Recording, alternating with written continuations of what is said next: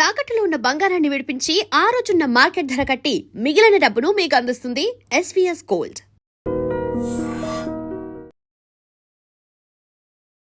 శ్రీమాత్రే నమః. శ్రీ గురుభ్యో నమః. పరాభవనామ సంవత్సరంలో ద్వాదశ రాశుల వారికి కూడా ఎలా ఉండబోతుంది, వారి యొక్క ఆదాయము, వ్యయము, రాజ్యపూజ్యము, అవమానము, వీటి గురించి సంక్షిప్తంగా తెలుసుకునే ప్రయత్నం చేద్దాం.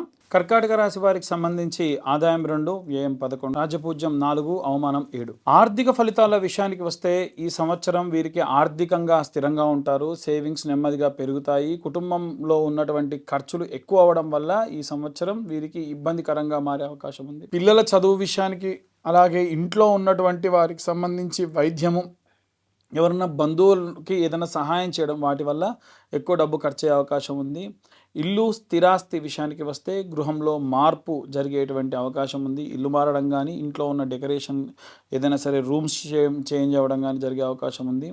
అలాగే ఇంటి మరమ్మతులు కూడా ఎక్కువగా జరిగే అవకాశం ఉంది.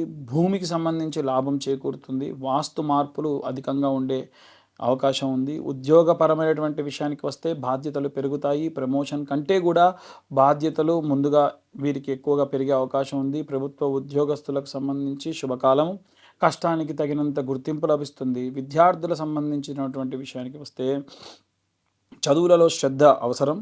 కుటుంబానికి సంబంధించి సహకారం కూడా పెరుగుతుంది. మెడికల్, నర్సింగ్, టీచింగ్ రంగానికి సంబంధించి శుభకరంగా ఉంది. గృహిణులకు సంబంధించిన విషయానికి వస్తే కనుక కుటుంబంలో సౌఖ్యము, కుటుంబం కోసం పాటుపడము, కుటుంబంలో వీలైనంత వరకు మార్పులు, అలంకారము, ఏదైనా సరే ఇంటీరియర్ పరమైనటువంటివన్నీ కూడా చేంజెస్ జరిగే అవకాశం ఉంది. చేతి వృత్తులు, కుల వృత్తులు, హ్యాండ్ వర్క్స్ చేసేటువంటి వాళ్ళకి సంబంధించి వీరి యొక్క పనిలో స్థిరంగా ఆదాయం పెరుగుతుంది. చిన్న వ్యాపారస్తులకు శుభకరము. కుటుంబ ఆధారిత వృత్తులు అంటే వంశపారంపర్యంగా చేసేటువంటి వృత్తులన్నీ కూడా అద్భుతంగా ముందుకెళ్తారు. రాజకీయ నాయకులకు సంబంధించిన విషయానికి వస్తే కుటుంబ రాజకీయాల్లో లాభం పెరుగుతుంది. వారసత్వంగా వచ్చేటువంటి రాజకీయాలు ఎక్కువ ప్రభావం వీరి యందు చూపిస్తాయి.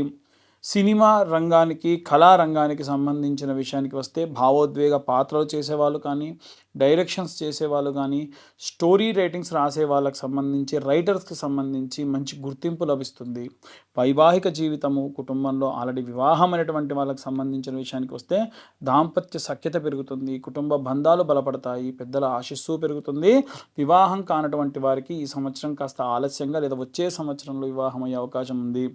అలాగే భావోద్వేగ పరిస్థితులు ఎక్కువగా మీరు ఫేస్ చేయాల్సి వస్తుంది. సంతానానికి సంబంధించిన విషయానికి వస్తే కనుక సంతాన సౌఖ్యము, పిల్లలు చదువుల్లో పురోగతి, విదేశాల్లో చదువు, అలాగే ఆ విదేశాల్లో చదువు కూడా యోగ్యంగా ఉండే అవకాశం అధికంగా ఉంది. ఆరోగ్యానికి సంబంధించిన విషయానికి వస్తే కొన్ని జాగ్రత్తలు తీసుకుంటే మంచిది. ఛాతీ సమస్యలు పెరిగే అవకాశం ఉంది. శ్వాస సమస్యలు కూడా పెరిగే అవకాశం ఉంది. జలుబు, మానసిక ఒత్తిడి, నిద్రలేమితనము, ఉలిక్కిపడడం లాంటివి జరగవచ్చు. ఆహారానికి సంబంధించిన విషయానికి కూడా నూనె, ఉప్పు పదార్థములు తగినంత వాడితే మంచిది, అధికంగా వాడకుండా ఉంటే మంచిది. కర్కాటక రాశి వారికి సంబంధించి గోచార వ్యవహారాలకు సంబంధించిన విషయానికి వస్తే గురువు గోచారంలో అత్యంత శుభము, గౌరవ ప్రాప్తి పెరుగుతుంది. కుటుంబంలో శుభ కార్యక్రమాలు ఎక్కువగా జరిగే అవకాశం ఉంది. సంతానం లేని వారికి సంతానం కూడా యోగిస్తుంది. గురువు ఈ సంవత్సరం మీకు ఒక రక్షకుడిగా నిలుస్తాడు. శని గోచారం ప్రకారంగా మానసిక పరీక్ష, ఒత్తిడి, బాధ్యతలు పెరగడం, నిద్రలేమితనం పెరుగుతుంది. సహనం కూడా పెరుగుతుంది. జీవితంలో స్థిరత్వము, మంచి స్టబాన్ క్యారెక్టర్లా కూడా ఈ సంవత్సరం మీరు తయారవుతారు. రాహు గోచారంలో ప్రకారంగా కుటుంబ రంగంలో ప్రభావము, కుటుంబంలో విభేదాలు, అపార్థాలు, ఇంట్లో ఉన్న వాతావరణంలో మార్పులు జరిగే అవకాశం ఉంది. చాలా జాగ్రత్త వహించండి. మాటలలో కూడా జాగ్రత్త వహించండి. పెద్దల పట్ల గౌరవం పెరగాలి. కేతు గోచారం ప్రకారంగా భక్తి పెరుగుతుంది. ఆలయ దర్శనాలు, అత్యుత్తమైనటువంటి అంతర్ముఖులై ఉంటారు. ఆలయ దర్శనానికి వెళ్ళి విపరీతమైన ధ్యానం కూడా చేస్తారు. చంద్ర ప్రభావం వలన ఈ యొక్క రాశి వారికి చాలా కీలకం, చాలా శుభంగా కూడా ఉంటుంది. కుటుంబంలో ప్రేమ, కళాభావం పెరుగుతూ ఉంటుంది. కొన్ని రకాలైనటువంటి నష్టం ఏంటంటే మూడ్ స్వింగ్స్ వల్ల వీరు ఏవైనా నష్టపోయే అవకాశం ఉంది. చాలా జాగ్రత్తగా ఉండాలి. మార్చి నుండి జూలై ప్రాంతం వరకు కూడా గ్రహ సంచారంలో భాగంగా కుటుంబంలో ఒత్తిడి పెరుగుతుంది, ఖర్చులు కూడా పెరుగుతాయి. జూలై నుండి మనం చూసుకుంటే అక్టోబర్ ప్రాంతం వరకు కూడా పిల్లల పట్ల శుభకార్యాలు, పిల్లలకు సంబంధించిన శుభకార్యాలు పెరుగుతాయి, గౌరవం పెరుగుతుంది. అలాగే గురువు అనుకూలతతోని ఆరోగ్యం పట్ల కూడా చాలా జాగ్రత్త వహించాలి. మానసికమైనటువంటి ప్రశాంతత కూడా అవసరము. మొత్తం మీద ఈ సంవత్సరంలో ఈ కర్కాటక రాశి వాళ్ళు చేయవలసినటువంటి శాంతి హోమాలు ఏమిటి అంటే, పరమేశ్వరుణ్ణి ధ్యానించడం, సోమేశ్వరుడు మహాబలేశ్వరుడి రూపంలో ఉన్నటువంటి చంద్రుడు తలపై ధరించి ఉన్న చంద్రశేఖరుని సందర్శించడము, అలాగే ఆరాధన చేయడం మంచిది. సోమవారం నాడు రుద్రాభిషేకము, చంద్ర సంబంధిత శాంతి హోమము, మృత్యుంజయ జపము, హోమము చేయడం మంచిది. దానాల విషయానికి వస్తే గనక పాలు, తెలుపు వస్త్రము, అలాగే ఎక్కడైనా అన్నప్రసాద వితరణ చేస్తుంటే బియ్యం దానం చేయడం మంచిది. వీలైనంత వరకు శుభ వర్ణములు ఏమిటి అంటే, తెలుపు వర్ణం కానీ, క్రీమ్ కలర్ కానీ, లైట్ బ్లూ కలర్ వర్ణములు వీరికి చాలా అద్భుతంగా కలిసి వస్తుంది.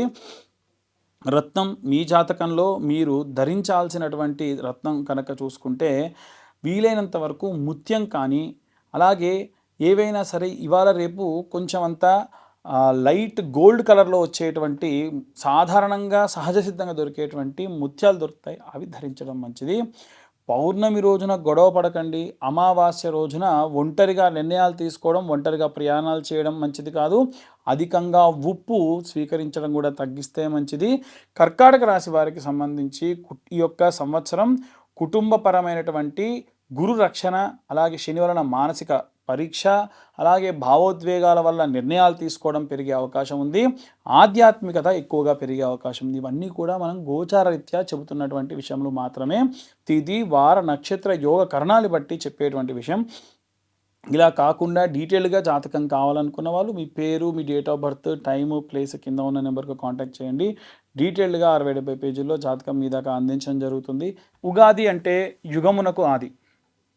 పూర్వము సోమకుడు అనేటువంటి రాక్షసుడు వేదాలన్నింటినీ తస్కరించి సముద్ర గర్భానికి వెళ్తే మత్స్యావతార రూపంలో స్వామివారు ఆ యొక్క సోమకుడిని సంహరించి ఆ వేదాలన్నింటినీ కూడా తీసుకెళ్ళి బ్రహ్మదేవుడికి అప్పగించి ఈ యొక్క సృష్టిని సృజించినటువంటి రోజే ఈరోజు.